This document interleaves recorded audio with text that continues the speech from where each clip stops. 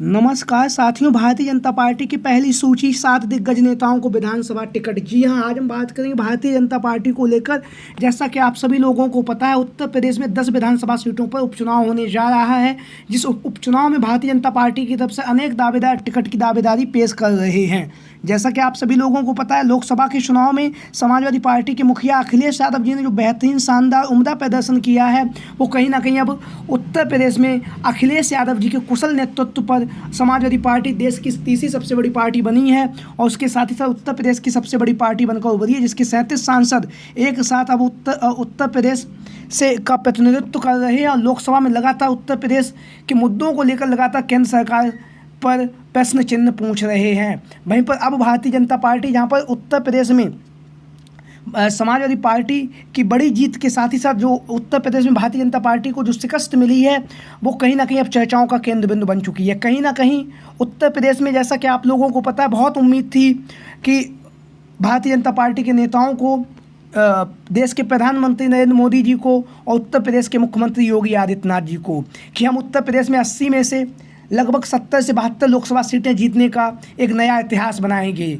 लेकिन इस बार के लोकसभा के चुनाव में ऐसा नहीं हुआ और भारतीय जनता पार्टी महज 33 सीटों पर ही जीत सकी। वहीं पर उसके सहयोगी दल 3 सीटों पर ही जीत प्राप्त कर सके हैं। तो इस तरह से उत्तर प्रदेश में एनडीए गठबंधन ने 36 लोकसभा सीटों पर विजयश्री प्राप्त की है।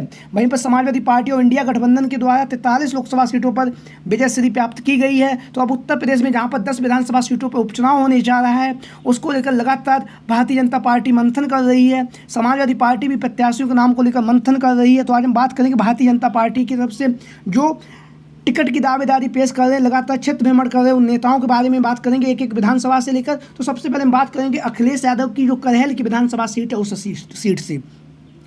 करहेल की विधानसभा सीट से सपा मुखिया अखिलेश यादव जी ने अपना इस्तीफा दे दिया है, क्योंकि वह अब कन्नौज से लोकसभा सांसद निर्वाचित हो चुके हैं और केंद्र की सरकार पर लगातार लोकसभा के अंदर प्रश्न भी पूछ रहे हैं। वहीं पर अब करहेल की विधानसभा सीट पर उपचुनाव होने जा रहा है, जहां पर उपचुनाव में भारतीय जनता पार्टी की तरफ से अनेक दावेदार टिकट की दावेदारी पेश कर रहे हैं।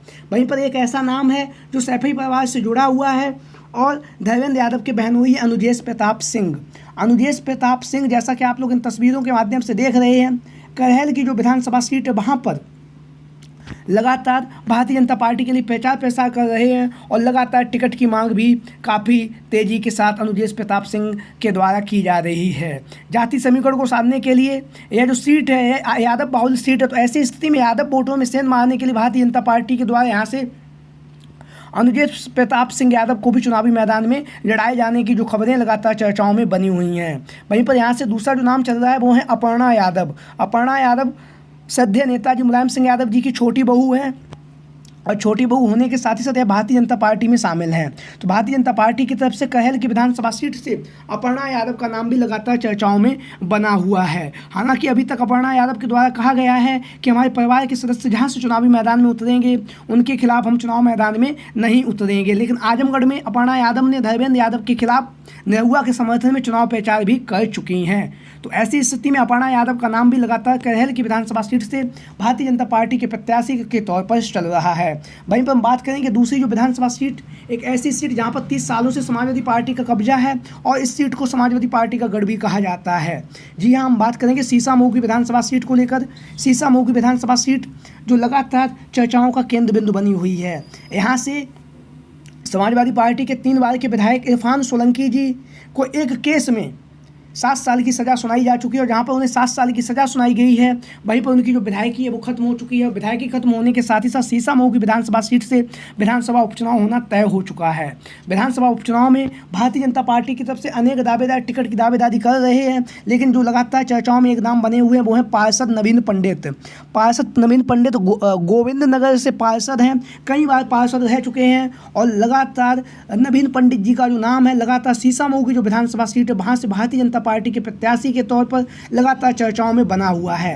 योगी आदित्यनाथ जी से भी इन्होंने मुलाकात की है और मुलाकात करने के साथ साथ इन्होंने अपनी टिकट की भी मांग की है और टिकट की दावेदारी भी पेश कर रहे हैं सीसामऊ की विधानसभा सीट से पार्षद नवीन पंडित जी। वहीं पर इसी सीट से अनेक दावेदार टिकट की दावेदारी कर रहे हैं। लगातार भारतीय जनता पार्टी में बैठकों का दौर चल रहा है और नवीन पार्षद लगातार जनता के बीच में पहुंच रहे हैं। वहीं पर हम बात करेंगे अब एक ऐसी विधानसभा सीट वो जो समाजवादी पार्टी का गढ़ रही है कुंदरकी की विधानसभा सीट। कुंदरकी की विधानसभा सीट जहां से पिछले 3 बार के चुनाव में समाजवादी पार्टी ने रिकॉर्ड मतों से जीत हासिल की है, 2012, 2017 और 2022। तीनों ही बार समाजवादी पार्टी के प्रत्याशी यहां से जीतकर विधानसभा में पहुंचे। तो हम बात करेंगे इस सीट से 2022 में जिया उल वर्क रहमान विधायक चुने गए थे, लेकिन 2024 के चुनाव में अखिलेश यादव जिन्होंने संभल से प्रत्याशी बनाया लोकसभा का, वह लोकसभा के सांसद निर्वाचित हो चुके हैं और उन्होंने कुंदरकी की विधानसभा सीट से अपना इस्तीफा दे दिया है।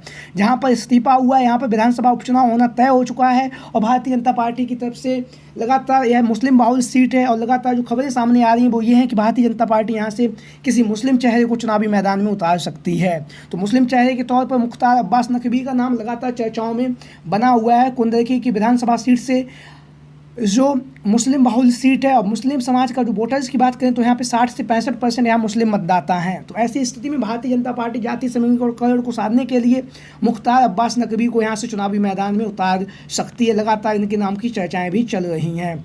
वहीं पर हम बात करेंगे अब एक ऐसी लोकसभा सीट अयोध्या की जहां से अवधेश प्रसाद आज पूरे देश में छाए हुए हैं। अयोध्या से नवनिर्वाचित सांसद हो चुके हैं। अयोध्या से सांसद बनने से पहले यह मिल्कीपुर की विधानसभा सीट से विधायक हुआ करते थे, कई बार विधायक रहे हैं, लेकिन सांसद निर्वाचित होने के बाद इन्होंने मिल्कीपुर की जो विधानसभा सीट है वहाँ से अपना इस्तीफा दे दिया है और इस्तीफा देने के साथ ही साथ मिल्कीपुर की जो विधानसभा सीट है वहाँ पर उपचुनाव होना तय हो चुका है। यहाँ पर उपचुनाव में भारतीय जनता पार्टी लगातार मेहनत कर रही है और मेहनत करने के साथ साथ अनेक प्रत्याशी टिकट की दावेदारी पेश कर रहे हैं, लेकिन सबसे ज़्यादा जो नाम चल रहा है वो है बाबा गोरखनाथ।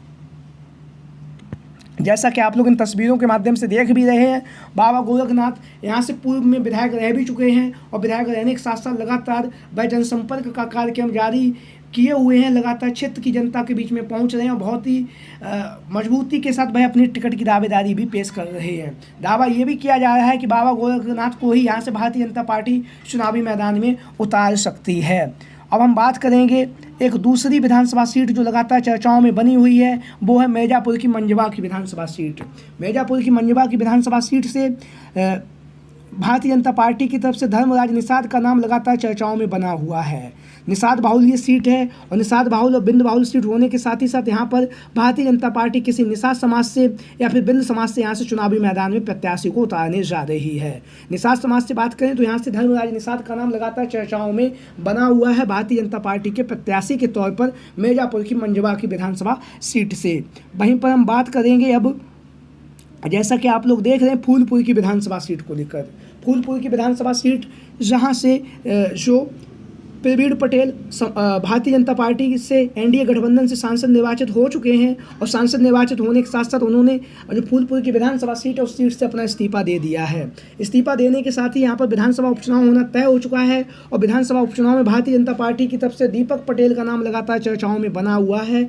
लगातार जनसंपर्क कर रहे हैं, लोगों के बीच में जा रहे हैं और बहुत ही मजबूती के साथ अपनी टिकट की दावेदारी पेश कर रहे हैं। वहीं पर दूसरा जो नाम चल रहा है वो है प्रवीण पटेल की पत्नी गोल्डी पटेल जी का। गोल्डी पटेल लगातार जो फूलपुर की विधानसभा सीट है उस सीट से लगातार जनसंपर्क कर रही हैं और जनसंपर्क करने के साथ ही साथ यह उनके जो पति हैं प्रवीण पटेल जी, उनकी परंपरागत सीट रही है। तो ऐसी स्थिति में यहाँ से भारतीय जनता पार्टी गोल्डी पटेल को भी चुनावी मैदान में उतार सकती है। तो आप लोगों की क्या राय है इन संभावित दावेदारों को लेकर? सभी साथी कमेंट बॉक्स के माध्यम से अपनी